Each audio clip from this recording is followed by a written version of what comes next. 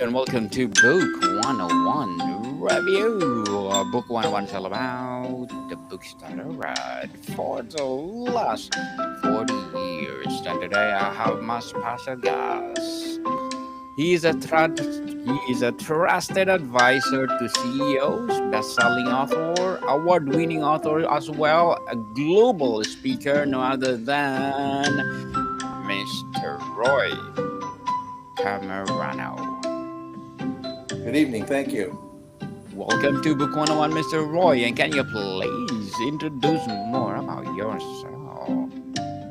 Well, I've been very lucky and very blessed with a long career. It's an easier way of saying I've aged well.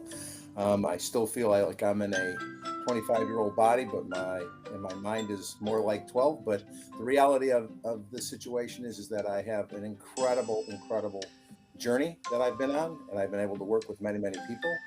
I like to talk to people about the Mount Everest that they're about to climb, especially as entrepreneurs trying to change the world as they're going to take on their own Mount Everest.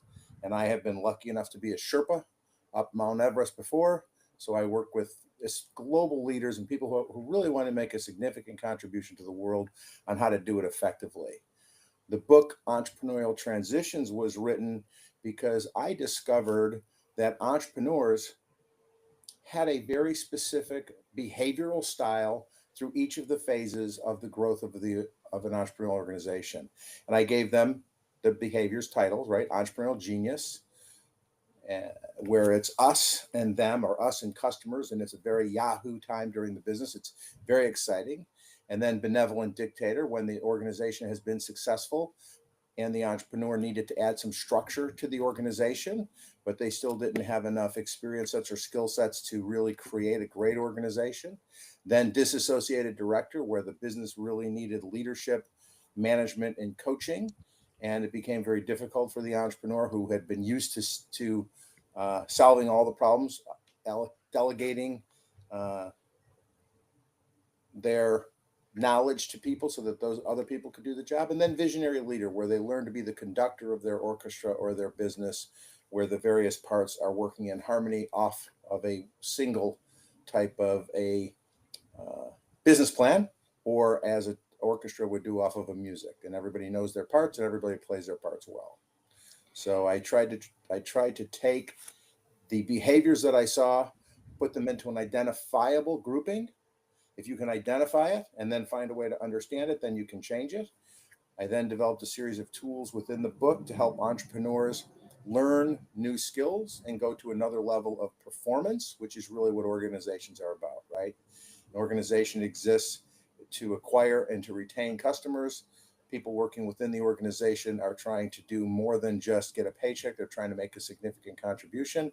And I think if people are aware of their cognitive biases and aware of their behaviors, then they're in a much better position to be able to grow their organization in an effective manner. So that's a little bit about what the book is and a little bit about why I wrote it. And hopefully, it's not hopefully, it has been very good to entrepreneurs who utilize it. Mr. Roy Cammarano, thank you so much for sharing your knowledge and wisdom to the world. Thank you for empowering us. You emphasize that management and leadership are not synonymous. How does the book clarify this distinction for entrepreneurs? Well, it actually shows the behaviors of what leaders do and the behaviors of what managers do. And as I told you earlier, the book was written quite a few number of years ago. So I would probably tell people to have leaders and coaches as opposed to leaders and managers now, as a transition into how I believe society is driving on a globalized basis. But there's a significant difference between setting a vision and setting a series of key performance indicators. One is a little bit more grandiose, and the other one takes people time and money, or knowledge, tools, and support to acquire. So, a manager's job is to look at projects and accomplish goals in a tactical manner over a defined period of time. And it's one of the most difficult jobs that exists, as being a manager, because you have to hold people accountable. And people don't like to be held accountable. They like the feel good part of we're going to go change the world, but not the reality of having to actually do the hard work that it takes. I think Alex Hermosi says, people love the view at the top, but they don't like the climb. you know, People are always jealous of what you've accomplished, but they're never jealous of the work that you've had to do. And managers have to do the most significant amount of work in any organization because they have to hold people accountable to performance metrics. The book highlights the importance of recognizing entrepreneurial behaviors. What are the common behaviors that can hinder long term business success? Oh, that's great. It's the analogy I like to use because it's easy and understood in many places. There's a significantly different um, behavior uh, from having a child, having the skill sets to have a child, and then being a parent. And then often as a parent, you have many roles that you have to play, and as an entrepreneur, you have to understand that if you're treating a 9-year-old like a 40-year-old, it's going to be a problem. Or if you're treating a 9-year-old like a 2-year-old, it's going to be a problem. And you have to be able to transition, as the title talks about, through the varying phases of growth. So the single most, I think that Peter Drucker said, the single most important decision, the single most important leadership skill is decision making. And decision making is a very difficult thing for people to do because we learn to make our decisions between 6 and 9 years of age. And then you get put into a situation where you're not only making a decision for your own life, but now if you have 40 or 50 employees, you're making it for those 40 or 50 families. So decision making is the specific executive task. And I think entrepreneurs don't learn to make really effective decisions from a non-emotional perspective. So along that line, I actually, in the book Entrepreneurial Transitions, spend an entire chapter and have workbooks, et cetera, on decision making. It's a 6-step process that I utilize with people. It's outlined in the book. The 6 steps are: evaluate, find out what happened, discuss, find out what it is you can do, determine the best options to do it, decide what you're going to do, plan that decision, and then implement that decision. And then as soon as the decision is implemented, you have to evaluate the effectiveness of it. And I think if you buy into Peter Drucker's statement that decision making is the specific executive task, then learning better and more effective decision making as an executive is one of those behaviors that entrepreneurs have to have. The second one, because I think your question is quite complex, is you have to be an effective communicator. And the way in which you communicate with 5 people is very different than the way in which you communicate with 15 people, which is different than 25 and 50 and 125 and 250. So depending upon the size of your business and then how effectively you can communicate with people, you have to be able to do it through a whole myriad of utilizations of tools and techniques, not just the spoken word, but the written word. And obviously, technology has severely impacted in mostly positive ways. There's some negative ways, right? Because you can't read tone into a text message or intent. So I think that the second most important component after decision making is communication, the ability of an entrepreneur to continually learn and develop better skills at being an effective communicator. Very well said, Mr. Roy. Very well said. You describe visionary leaders as building companies that communicate, cooperate, and collaborate. Can you explain how the book guides readers to achieve this? Well, am I glad you brought that up because um, when I did write that book, communication, cooperation, and collaboration were absolutely and continue to be the most important part of an organization. And as I just stated, this in the two issues, one is effective decision making, and the second one is the ability to learn to communicate more effectively. I developed a couple of tools. One was called Open, Honest, and Direct, then with a positive, nurturing environment as a denominator, so that you maintain people's integrity and you work with kindness and you're transparent. But since the time of that book, I've created an additional tool, which is now this tool, which is really the 6 C's to growth. So I've added 3 C's. What I found was if people communicate, cooperate, and collaborate, they're incredibly successful. Unfortunately, they haven't learned to be good at conflict resolution. Their entrepreneurs tend to be still too competitive, and oftentimes have not learned how to comply. So I came up with the 6 steps of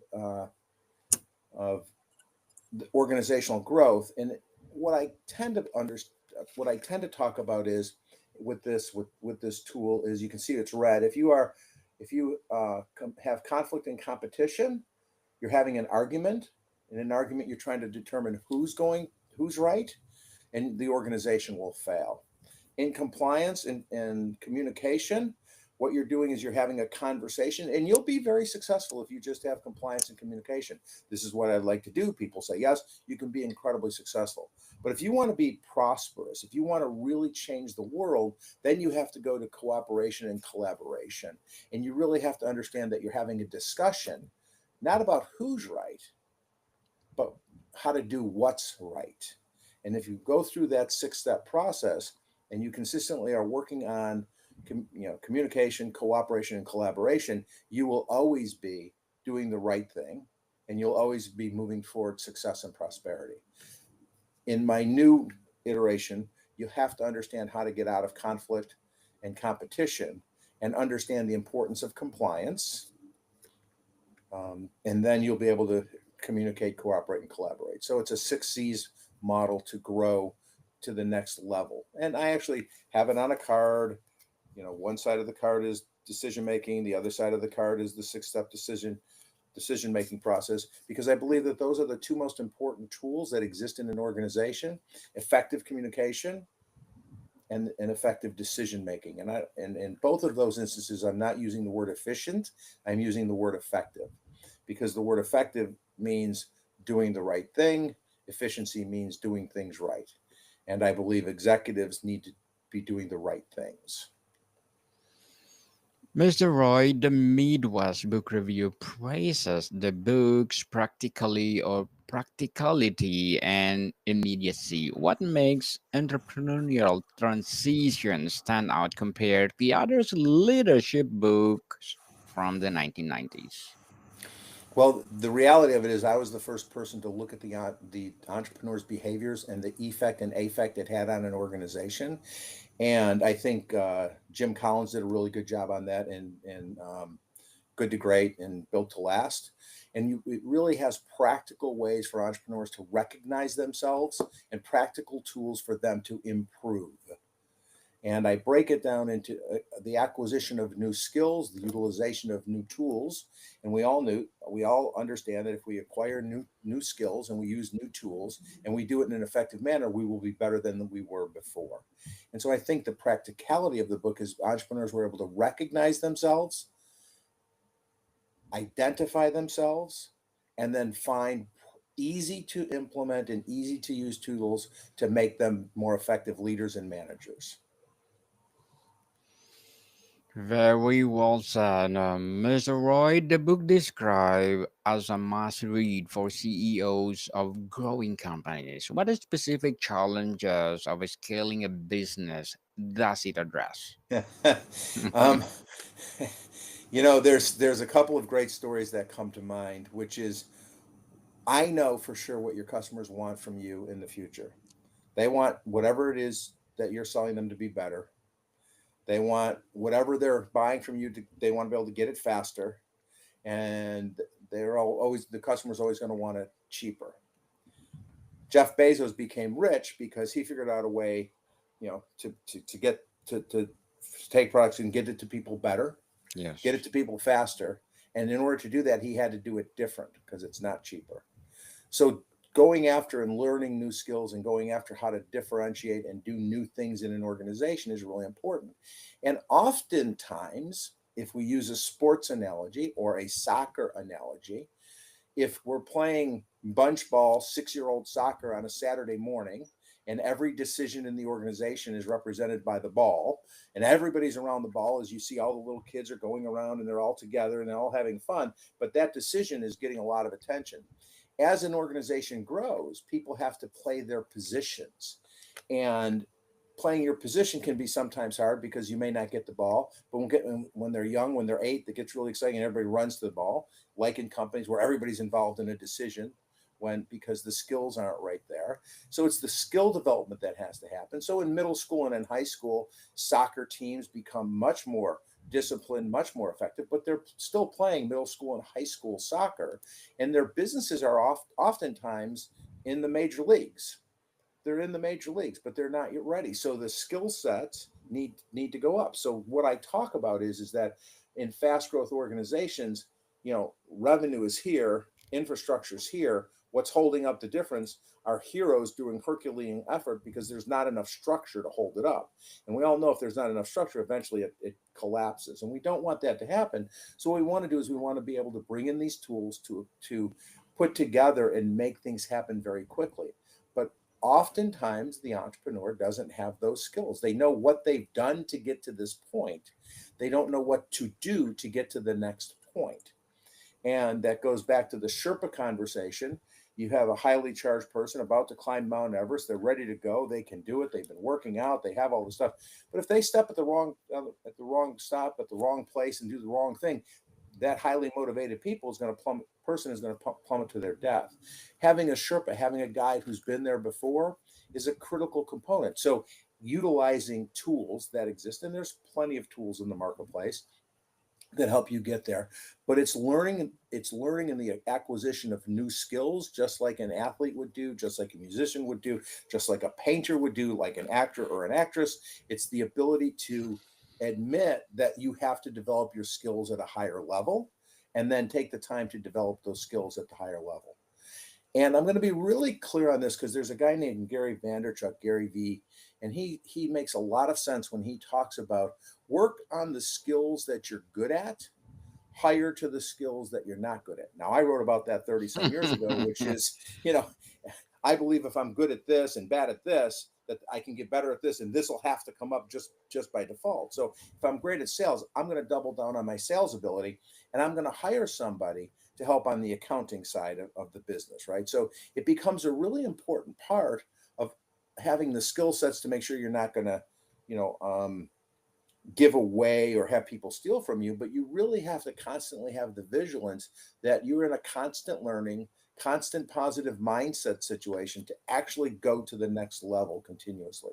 And I think that's a really important part of the entrepreneur's mindset, which is I'm continually going to make investments in myself so that I can improve my skill set, and I'm going to make investments in my people so that they can improve their skill set.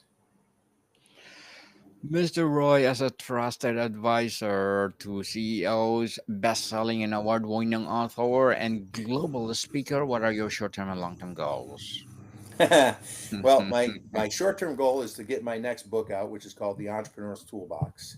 My longer-term goal is to have a significant impact on the way in which people choose to live their lives. I want my tools to be utilized in the entrepreneur's toolbox inside of organizations so that people are in less pain and have higher levels of purpose. And when I talk about purpose, I mean purpose. I mean really making a significant contribution to their life, in their business, and getting to another level.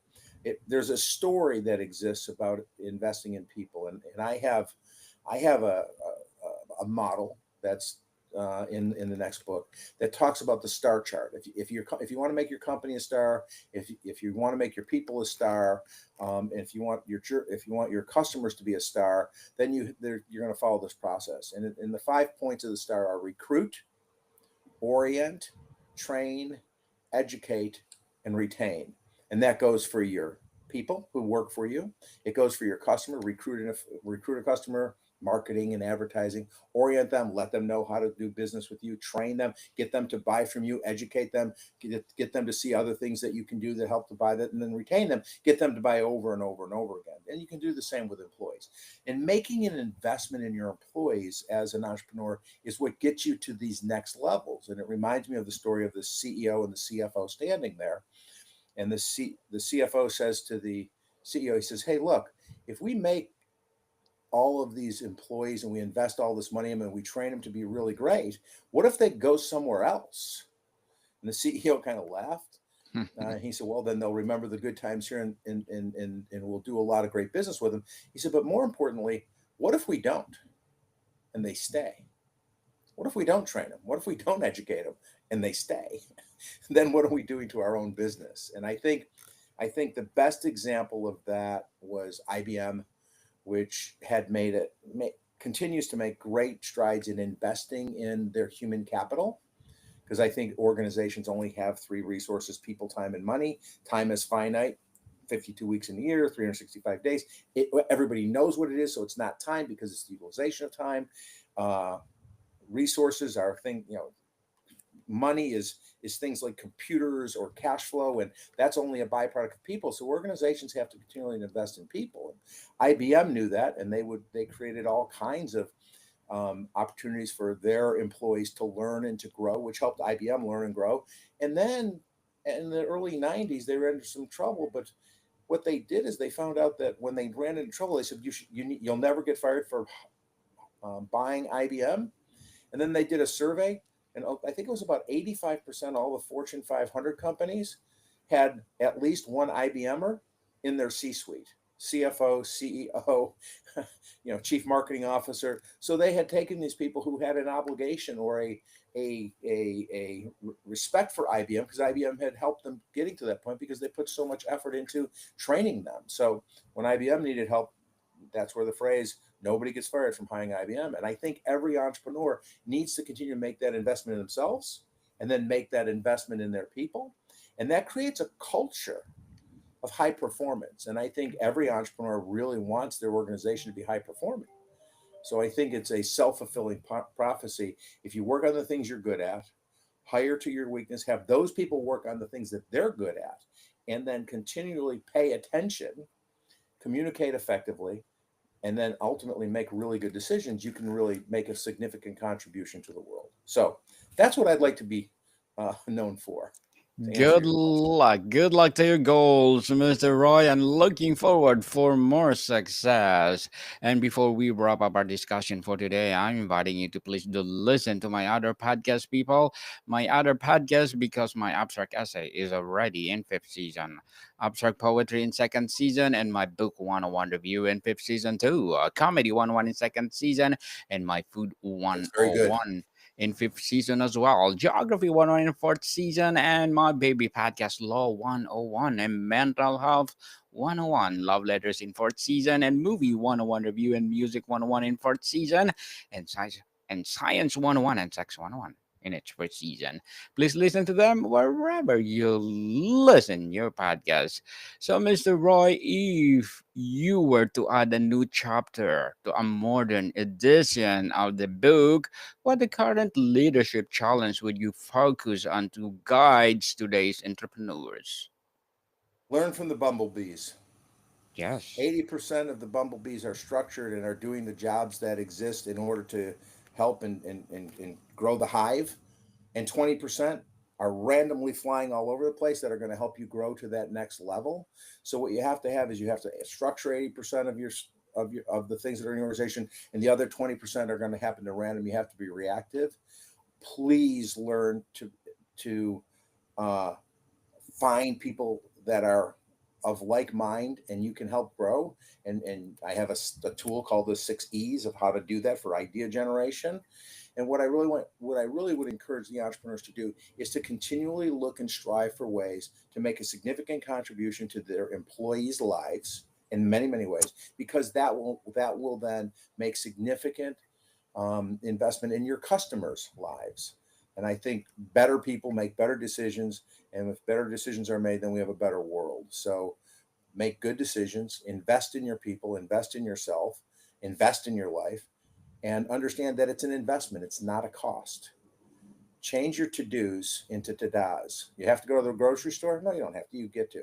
You have to buy food? No, you don't have to. You can eat out. But if you do, take that to-do of going to the store and with a recipe that you can find, and you can cook great things for your family and take it to a whole new level. Give them nutrition, do the really good things. So change that to do into a to da, and really change the way in which you effect and affect other people's lives as well as your own. Mr. Roy Cammarano, award-winning and best-selling author, thank you so much for sharing your knowledge and wisdom to the Thank you for world. having So, me, Daniel. yes, so can you please invite our listeners to support your book, your advocacy, or any projects that you're doing right now? Sure, just visit roycamarano.com and there's lots of things for you to do. Love to hear from you. I have Instagram following, LinkedIn, Facebook, those types of things. I've just transitioned away from being the interim CEO of a company, so I'm now doing this full time again. So I do take on interim CEO roles and then coaching and board roles. And I'm always interested in talking to entrepreneurs about what their next greatest idea is and helping them grow.